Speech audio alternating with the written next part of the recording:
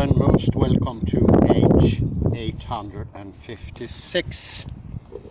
It's a rather windy day here today, I'm afraid, and I do hope it won't affect the volume or the sound. I will try to have my most booming voice ever, so it will carry over the hill. I do get some sun here, but I do have to add at the same time it is quite chilly. Today I will talk about obstacles in understanding what is the dogma of the Gestalt, or rather I would say obstacles in opening up to get to this wider understanding, this more encompassing, inclusive understanding that can take both sides of the contradiction at the very same time, without any of them becoming nullified as in isolated reflection, or becoming absolute as in absolute reflection. Absolute philosophical and isolated reflection can all play together without there being any problem. And this is one of the reasons I really like the Gestalt with a mirror. It lends itself to an infinite number of perceptions, or presencing, if you want to use Heidegger's words. It's limitless.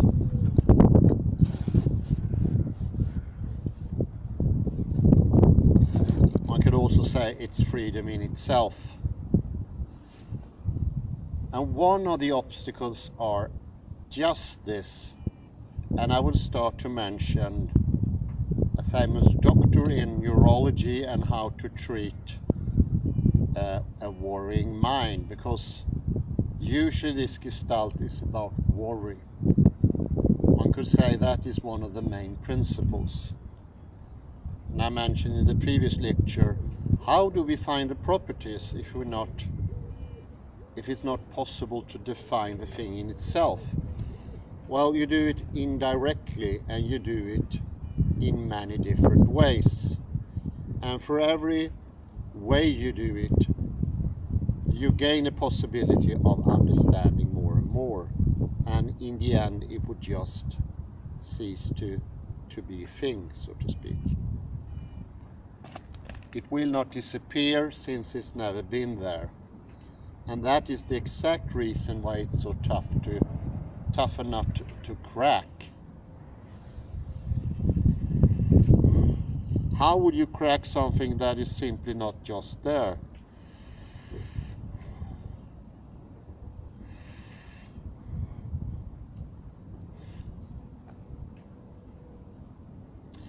It's not the easiest, but it can be done. And by going through 3 obstacles, I would hope to ease the process. And the first one is this constant worrying. It's called in English ruminating. There is no good word for it in Swedish.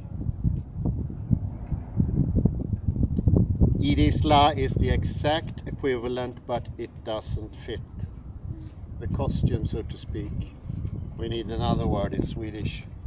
Ruminating is going through your head everything you want to do. You try to plan it out, and you rearrange things, and you think about it, and you think about it.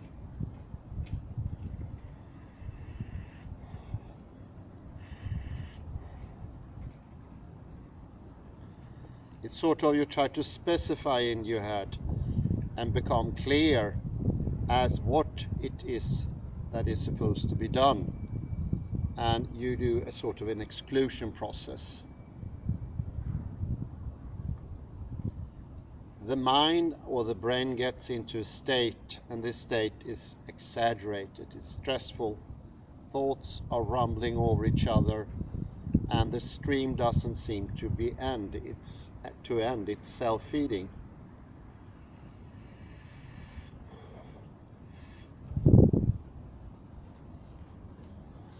And it also focuses mainly on worry. Things that could happen, serious things, failures, disasters. And here comes in the point of Dr. Marty L. Rossman. He's a brilliant thinker and doctor as such. The reason for this ruminating to go on is that it gives some sort of reward from within the system. About all of the things that you worry about, especially the most disastrous, will never ever happen. And I can imagine most people today are worrying about no longer corona, but now the preceding war is taking its place. And maybe they're worrying about atomic bomb war. The very worry and the resulting thing never happen. That makes the mind do a connection. I was worrying about it. Look, it never happened. There is a connection. And wow, here is a habit formed. The Gestalt is one of these habits. It's more of a habit than an actual thing. This is why it's so hard to define, or doesn't lend itself to definition. It is rather a habit.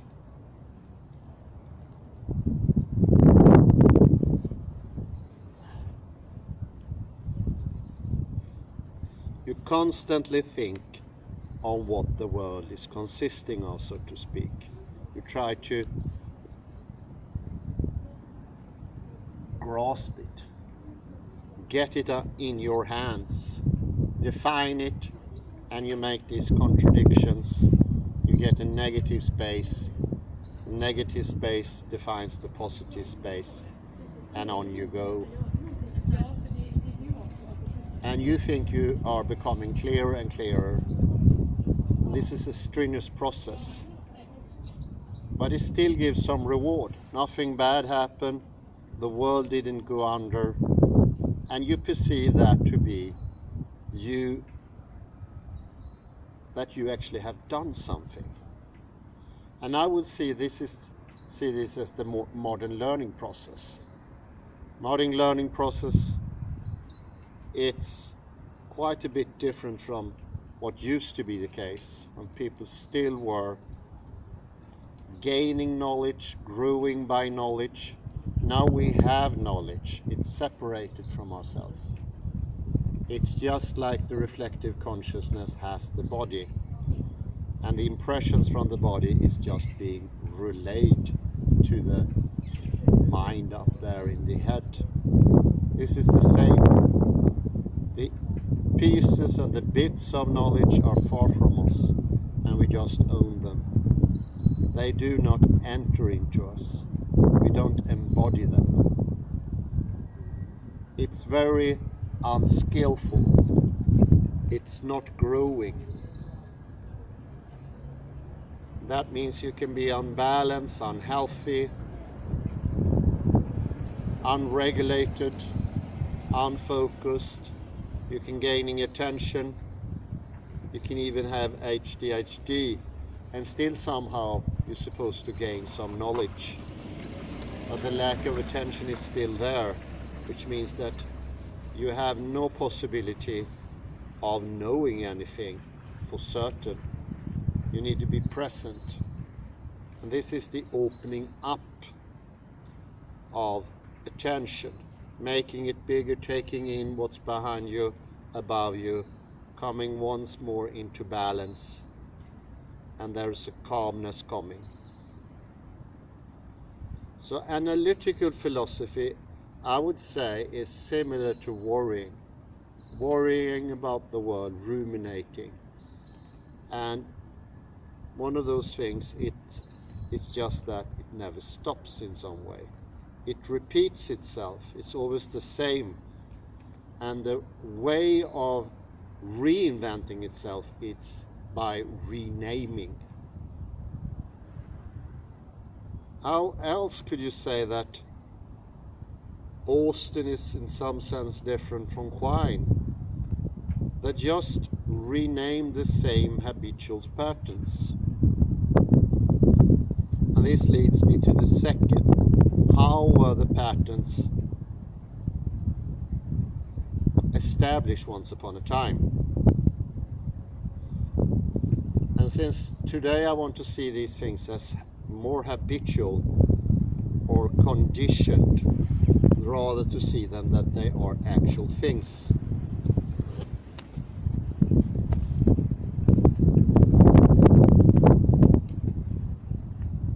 Next example is coming from Jeffrey L. Schwartz, another marvelous thinker. And I mentioned him before. It's the mice. The mice gets put in a box. They'll be shown a treat if they push a little button. And for every time they do that, they get a treat. This is what he calls goal-oriented behavior. This is how it starts. Everything that is us starts this way. But it could have been started earlier before thinking. This is what you have to remember. But as an example, let's imagine it's now in adult life where we are more or less conscious of our goal-oriented behavior. Hans wants the cookie, I reach for the cookie box and I get a cookie. If I do that every day for 100 days, it becomes a habit. The same thing happens with the mice.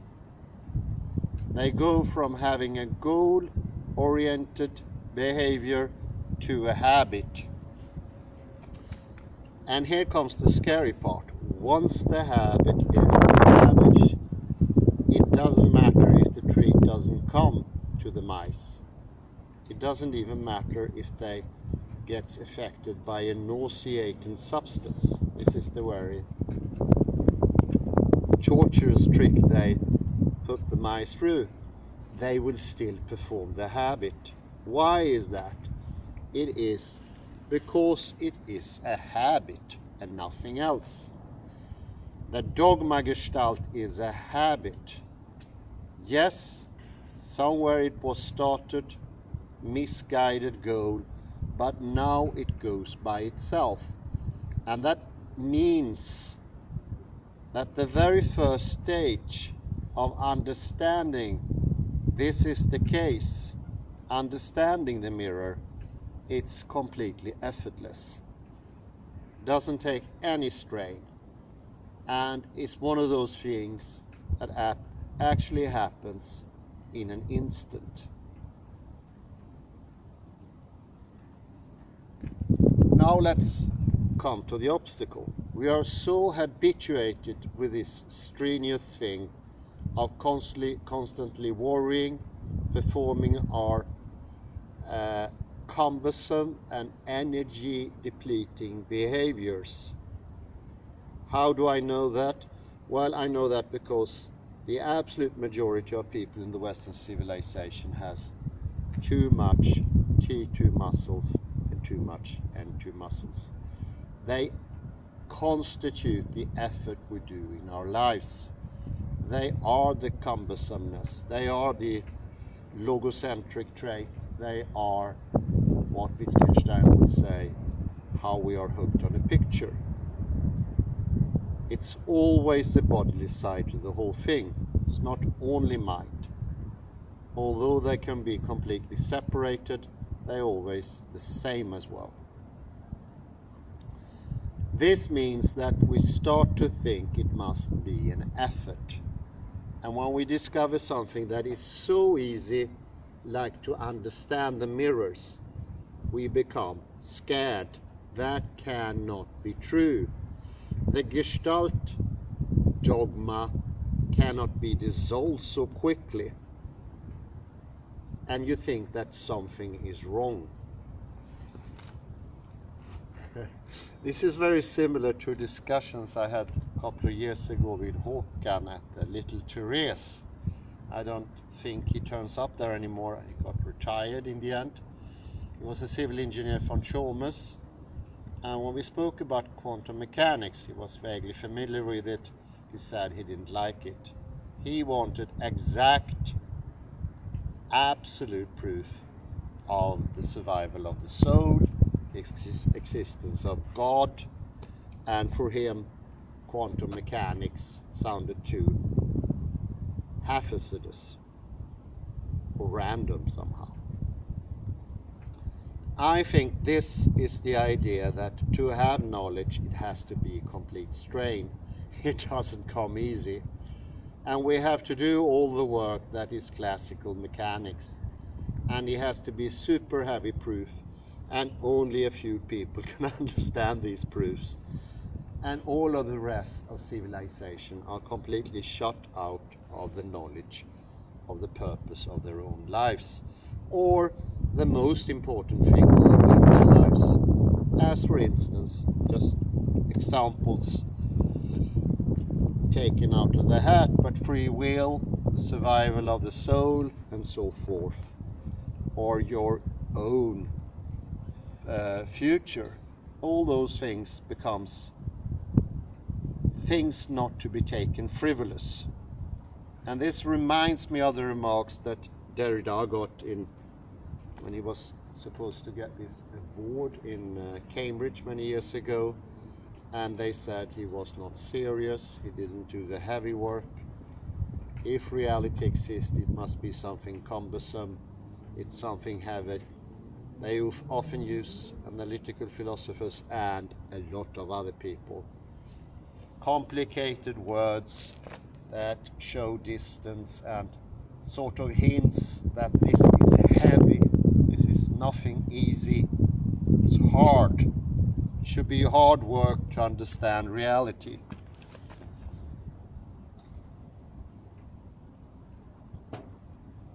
This stops understanding just because this is too easy. The mirror gestalt is almost as light as a barely visible cloud. It doesn't contain anything. And this is the very lure of the Gestalt dogma. It doesn't contain anything. It's not that heavy. And when we try to fix things, the lack we all feel, the lack of joy, the lack of control, we look for something hard, heavy, absolute proof. It's this density of the whole thing. It should be strenuous. And that knowledge often shouldn't belong to us either. It should be somewhere else, either in the future or in the possession of someone else. Or if we have it, it should be very far away in ourselves, not in our system, not in our body, not making N1 and T2, T1 neurons and muscles appear and we become more balanced. No, it should be far away. It should be a pain to reach. Well, this first step, so to speak, is not arduous at all. It's extremely easier. It's easy once you understand it and everything eases up, and it's immediate.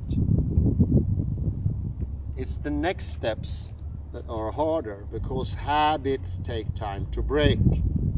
But I would still say you will break them once you understand the infinite opportunities of the mirror image.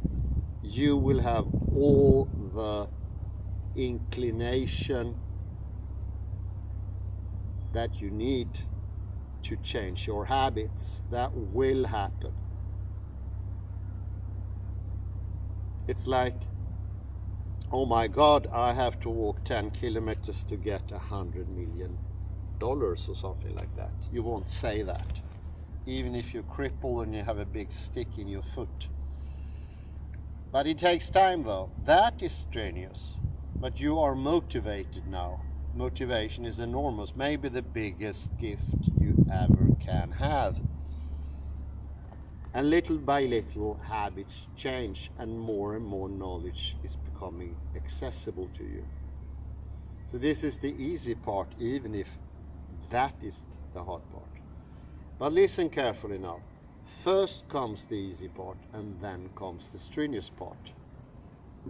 Of course, it could be good to really take a good gander into the different aspects of the mirror. Now I think the more you have, the better it is.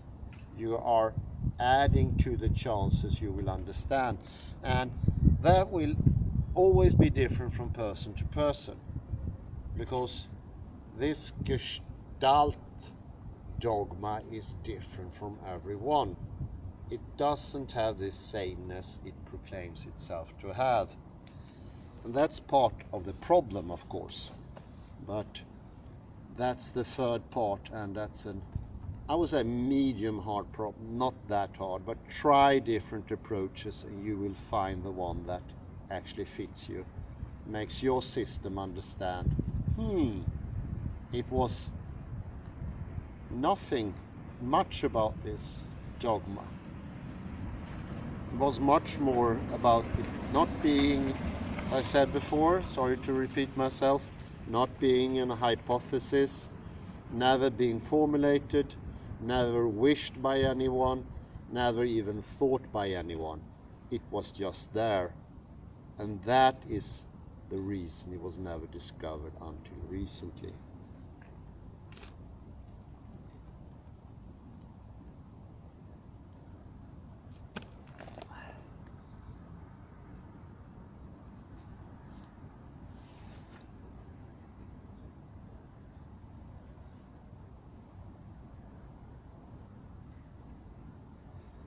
So it's more of a habit. I think that's a more fitting word.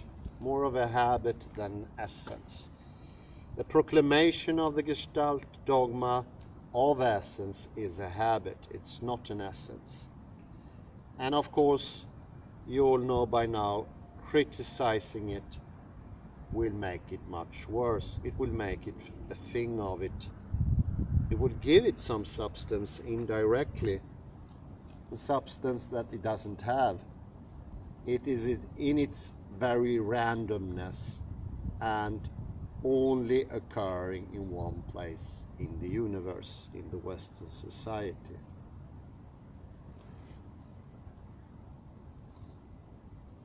Don't give mysterious darkness in the middle of a wood shape. They are bound to haunt you. See them as what they are, nothing.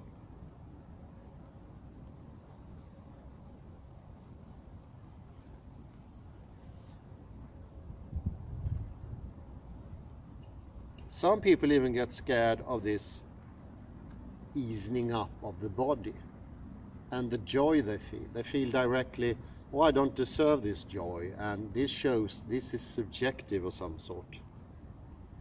Well, not how I explained it now. If it's a bad habit, it's more similar to walking around for ages with a big stone in your bag. Once you realize there's a stone in the bag, you don't criticize it, you take it out. And the relief and the joy you start feeling, it's nothing subjective per se, it's just a relief.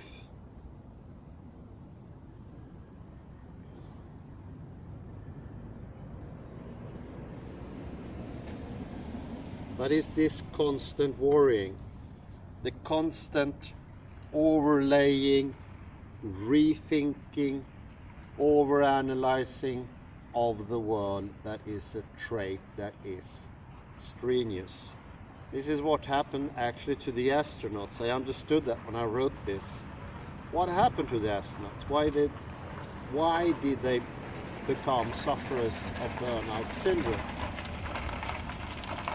And all of a sudden I realized it wasn't so difficult.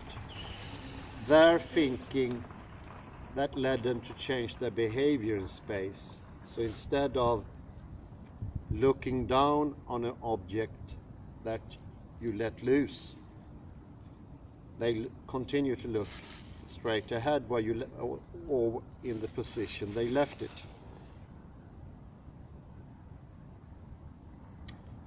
That second thought is more stressful. It's forcing yourself a little bit more. And I would say it would be possible to be in space and do it an easier way, but those are lighter thoughts, not as heavy, not as governed by these ideas of thinking to be hard, movement to be hard, and intention to be hard. It can be absolutely effortless and light.